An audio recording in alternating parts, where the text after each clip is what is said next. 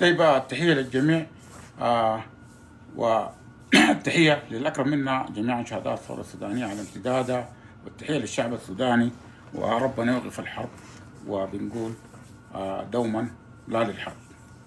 ربنا يعمم الأمن والسلام في ربوع وطننا الحبيب، وتظل الثورة باغية ومستمرة. طيب ورد ذا بيف، وده طبعا عنوان يعني عجبني، يعني اتكلم عنه او كتبه واحد صحفي امريكي، ناقد امريكي ساخر جدا في ورد ذا بيف. وهو يعني كمثل شعبي، يعني ضرب، او هو كانت دعايه في الثمانينات، لكن اصبح يعني مثل شائع، او يعني بالمختصر بتاعه او ترجمته بالعربي اين الشمار، يعني الشمار وين؟ ده الترجمه بتاعته الحرفيه كده، يعني الشمار وين؟ كان تنافس بتاع الفاست فود، اللي هو كان في ماكدونالدز، وكان في برجر كينج، وفجأة قام ظهر وينديز كمنافس جديد. وبالتالي الدعاية بتاعت وينديز كانت في انه شنو؟ انه البرجر كينج وماكدونالدز بيعملوا شنو؟ يعني خضار، بيعملوا حاجات كتيرة جدا، وقطعات البرجر بتكون صغيرة جدا. فالدعاية في انه يعني انه وينديز خاش انه لانه بيعمل برجر، يعني بيديك لحمة، ده البيف بيديك اللحمة كده. ده يعني المختصر بتاع هنا عموما. فبس عجبني العنوان وكده اخترته، لانه هو وين الشمال يعني في الضربة الأمريكية على إيران. طبعا الضربة الأمريكية على إيران هي أصلا مخطط صهيوني معروف، بدءا من الحرب. بغض النظر، أنا ما بدافع عن إيران، ولا أنا لا مع إيران ولا ضدها، ولكن بقوم بخط أشياء سياسية، لأنه لأي فعل يعني عنده تفاعل، والتفاعل بتاعنا عنده مؤثرات بشكل الإيجابي والسلبي. لابد أن تاخذ الاتجاهين، وفي نفس اللحظة إنه شنو آثار علينا نحن كوطن، كسودان وكشعب، وعلى محيطنا ذاته، على محيطنا نحن الإقليمي الضيق، خليك من وعلى مستوى الحرب الدائرة عندنا نحن في السودان. كل الترابطات، يعني المسائل دي ما بتجي عفوية، لا، في تخطيط، وفي يعني دراسة له هو، يعني دراسات وتخطيط واشياء كثيره جدا، في النهايه بتجيك لمحاصل او محصله نهائيه يجب انك تستغرقها من خلال الفعل ذاته، من خلال الفعل اللي قاعد يحصل.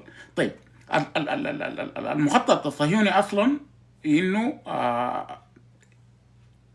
كان يعني بدا بانه شنو؟ استفراد دوله بعد دوله. يعني بيشوفنا انه الاستفراد كان حصل كيف كان في العراق، ما بعد ذوك حصل كيف كان في ليبيا، في سوريا، في اليمن، جميل، في السودان نفسه، يعني من الدول برضو تم استهدافها. يعني الحرب الدائرة دي صحيح عندها مؤشرات الداخلية الكثيرة جدا، لكن برضو عندها مؤشرات الخارجية، يعني لا تخلو من شنو؟ انها يكون عندها شنو؟ الاشتباك بتاعها الطبيعي جدا مع الخارج، وتمويلها واستمراريتها وإشعالها وكده بتاعنا. ما ننسى انه السودان تحول ما بين ليلة وضحاها، الا انها تكون شنو؟ هي الساحة الأكبر للصراع الدولي، انها كانت جاذبه جدا، والسودان لا زال الارض خصبه وجاذبه للصراع الدولي، فيها صراع مصالح تتبناه كل الدول العظمى، يعني داخله فيه يعني. طيب الضربه الامريكيه على ايران اصلا عندها 3 اهداف. اسرائيل لوحدها ما تقدر تنفذ هذه ال3، لابد من دعم امريكي مباشر او دخول في الحرب بشكل مباشر، بالرغم من انه ناس ميجا او ميك امريكا جريت اجين هم ضد الحرب، وترامب وعد انه هو يكون ضد اي حرب ويقف اي حرب بما فيها اوكرانيا وروسيا، كرجل للسلام يعني، او طارح نفسه هو رئيس للسلام. طبعا هو كلها مذله بتاعت كذب، يعني لان الرئاسه الامريكيه اصلا بقت بتشترى يعني. طيب الهدف الاول قالوا يا اخي الضربه دي موجهه عندها 3 اهداف. ال3 اهداف الهدف الاول فيها انه تحطيم المشروع النووي بالنسبه لايران. المشروع النووي ده بالنسبه لايران ينتهي، لابد من تدميره، كما حدث في المفاعل النووي العراقي سنه 81 تم ضربه بواسطه اسرائيل. 2 قالوا عشان برضو تغيير للنظام، دارين يغيروا النظام في ايران. وثلاثة قالوا إذا الأول الشرط الأول تم، الشرط الثاني إذا ما تم يتم الحالة الثالثة، واللي هو شنو المشروع بتاع إنه شنو الاستسلام بدون شروط. دي الثلاثة حاجات، الاستسلام بدون شروط. طيب ضرب المفاعل النووي، إضغاط النظام، والاستسلام بدون شروط، دي الثلاثة. وطيب ما بعديها أنا هحط لك في فيديو هيقولوا لك بيبي أو نتنياهو هيقولوا لك إنه هو المشروع شنو بعد إيران. ما هو المسائل دي ماشية بترتيب ترتيب ترتيب ترتيب. طيب الترجمة لنتنياهو أنا هجيبه لكم في مختصر جدا، بيقول إنه يا أخي هو يعني بعد ما إيران هيتوجهوا لوين؟ لإفريقيا السمراء. لماذا؟ قال عشان يحرر الأفارقة ويحرروا من نحن هسه في السودان بالمناسبة في تلاعب بتاع الفاظ كتير جدا قاعد يحصل.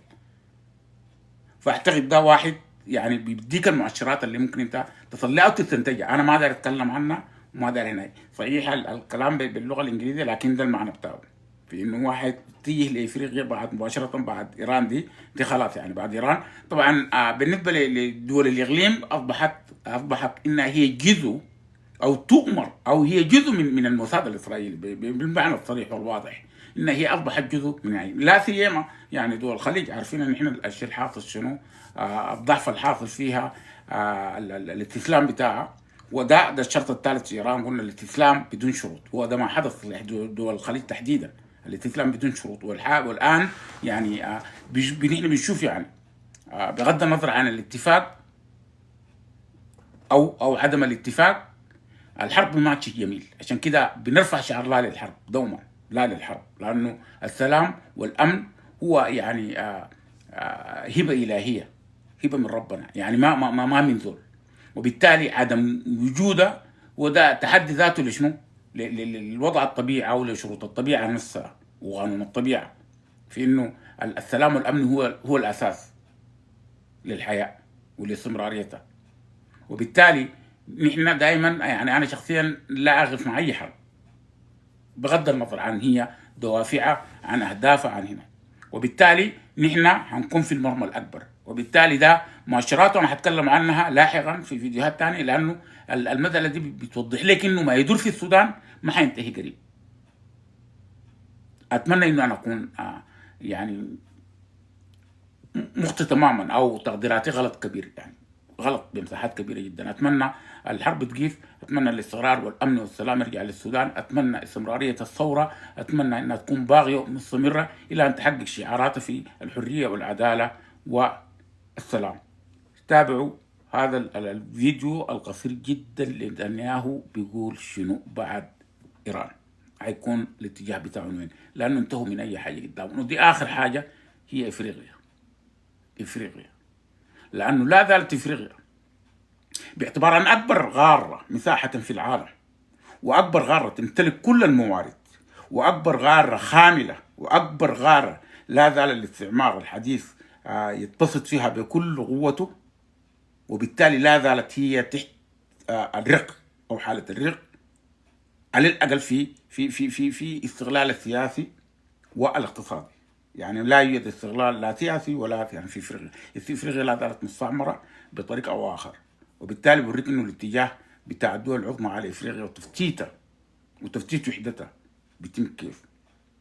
وانا هتكلم عن حاجات كثيره في فيديو قادم، والى ان نلتقيكم في النهايه خليكم مع بيبي او نتنياهو، شوفوا الرساله بتاعته وين. والى ان نلتقيكم في فيديو قادم. السلام عليكم. After I liberate the Jewish people, I will go to Africa to help liberate the black people.